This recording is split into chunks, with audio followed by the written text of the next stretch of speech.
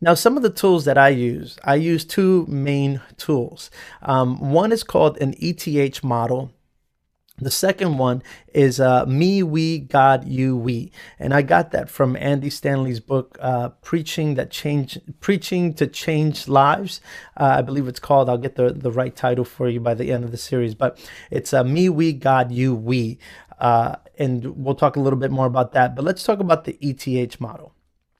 Basically, the ETH model is where you would develop three different outlines. First, the exegetical outline, then a theological outline, and third, a homiletical outline. And this is something that I picked up while in seminary, which I've really still used to today.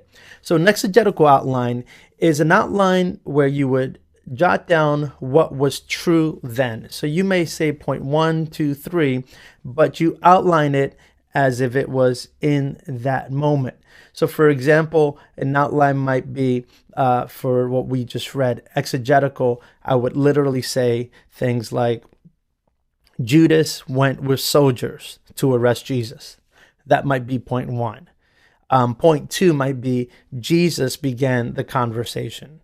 Point 3 and so on. And I'll just go and I'll express exactly what was happening then, and I would express it in a past tense. This is what happened then. Then the theological outline is going to be what is always true, meaning I'll express it in a way that is always. So it happened then, it happens today, and it will always happen that way. Something like people will always persecute Jesus, for example. That might be one. That might be my first point.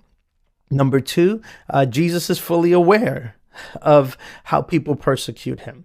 Number 3 might be, if you know the story, Jesus always wins. That might be the third point.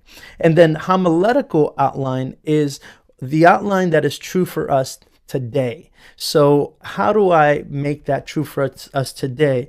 And now there might be some mixture. So the theological outline and homiletical outline sometimes can kind of sound similar, and if that's what you're doing, that's fine. You can do that, but try to phrase things for us today. In the homiletical outline, we're trying to make it relevant for us today.